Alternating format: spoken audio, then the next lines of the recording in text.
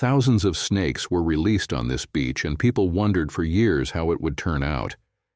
But 7 years later, something incredible happened that surprised everyone. Are we really going to release thousands of snakes onto this beach? Dr. Madeline Harper's voice echoed through the room. As the project's lead ecologist, she had struggled with skepticism for years, but now even she found herself having second thoughts about the plan. Sitting across from her, Elijah Montgomery, the project's architect and biologist, leaned forward resolutely. "This is not a show," Elijah said, his voice clear and firm.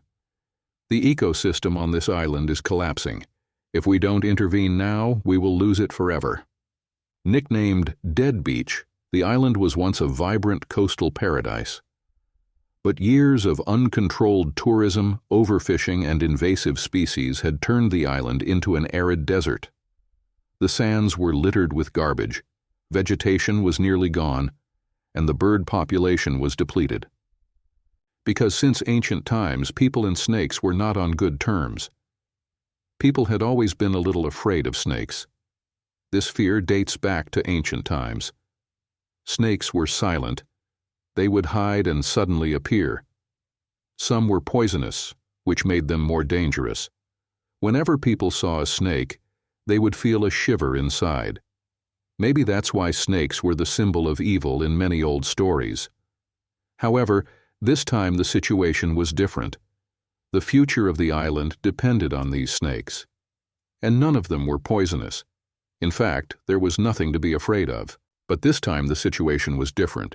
The future of the island depended on these snakes. When locals heard that the snakes were going to be released onto the island, they rose up.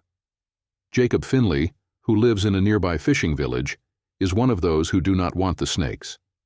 He had been vehemently against the project from the moment he first heard about it. "How are snakes going to save this place? You are going to ruin our livelihood," he shouted at an angry public meeting. Despite the intense backlash, Elijah didn't give up. He secured the necessary funding, assembled a team of experts, and organized the snakes' removal. The weather was gloomy on the day the snakes were to be released. The tension was palpable as Elijah and his team arrived on the island. The crates were carefully opened, and thousands of snakes quickly spilled out onto the sand. Elijah's heart was racing. It was a big risk, but it was also their last chance. The media and the public ridiculed the project. The hashtag #NewSnakeIsland went viral on social media. Elijah's reputation was damaged, but he did not lose faith in the project's success. The first year was difficult. The people were filled with fear and anger and attempted to sabotage the project. Snakes were trapped and killed, and some were even poisoned. Although the team members were in despair, Elijah did not give up. But over time, nature began to change. The rodent population rapidly decreased due to the effects of snakes. Rats, which used to eat bird eggs and make their species extinct, were now almost extinct. Green shoots began to appear on the sand dunes. The island's ecosystem was slowly coming back to life, but a new problem arose.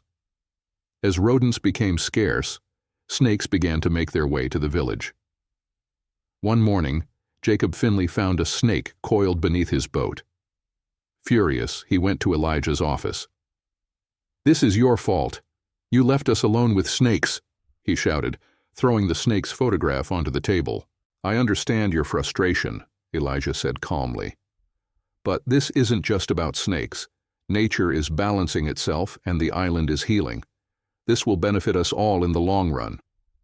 Jacob left unsatisfied. Public hostility was still high. Elijah knew he had to gain the public's trust. He began educating the public by holding workshops. Over time, some of them began to support the project. Within 3 years, the changes had become more pronounced. The dunes were now covered with vegetation, migratory birds were nesting, and snakes were preying on the invasive crabs. See key. However, some of the rodents had learned to avoid the snakes, and the crab population had begun to grow rapidly. To restore balance to the ecosystem, Elijah introduced king snakes to the island. This species was capable of hunting both rodents and other predators. This new move has reignited public outrage. "Are you bringing in more snakes? How do we solve this problem?" Jacob snapped.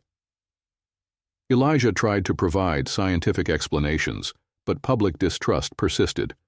At one point, some fishermen set illegal traps and killed the snakes. Elijah reported the situation to the authorities, and the culprits were fined. This increased tensions between the public and the ecologists. But Elijah did not give up. "Nature does not heal overnight," he told his team. "But if we are patient, we will see results." 5 years later, a rumor spread through the village near the island. Jacob Finley noticed something he hadn't seen for years. The schools of fish were returning. Their nets, which had been empty before, were now filled with fish. At first, they attributed it to luck. "Just a good season," they said. But as the months passed, the fish continued to be plentiful. The village was revived. Families recovered financially, and children were able to return to their education. But most of the people were still angry with Elijah. "This has nothing to do with snakes. The sea is renewing itself," they protested. Elijah, on the other hand, was observing nature. With the return of vegetation, the coasts had stabilized, erosion had decreased, and the marine ecosystem had revived. One day, Elijah made a great discovery. Fresh water sources had appeared in different parts of the island. Studies showed that these waters were beginning to rise to the surface as the vegetation returned. The people greeted this development with great excitement. Even Jacob Finley was now supporting the project. "You didn't just save the beach," Elijah said. "You saved us too." The island was now known as the Rebirth Coast and declared an ecological reserve. Tourists flocked to see its transformation. Jacob Finley, now retired, became a tour guide who told visitors about the miraculous transformation. Elijah began developing new projects to replicate his success elsewhere. "You saved us too,"